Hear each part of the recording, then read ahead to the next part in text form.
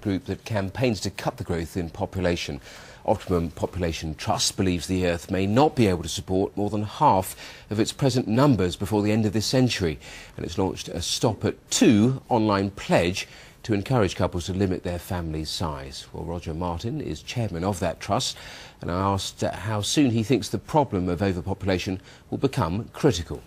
We think that it's critical now, actually, because the fact is that there is not a single environmental problem, as David Attenborough says, which wouldn't be easier to solve with fewer people and doesn't get harder and ultimately impossible with more. And that's why our first target is simply to get the environmental movement to recognize that population growth is a driver of every problem they face. While they observe the taboo on saying this, there is little hope of getting it publicly discussed and therefore some action taken. So the first thing is to break the taboo. Well, you're there, you're speaking about it, breaking the taboo. Tell us a little more about the way forward as you see it.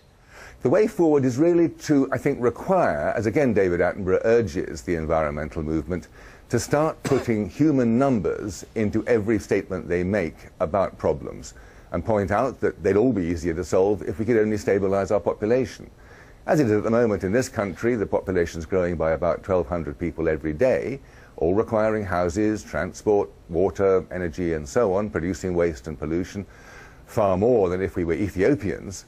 At the same time, globally, the population is growing by 10,000 people every hour, or 250,000 every day, and all of those people require food, water, energy and so on.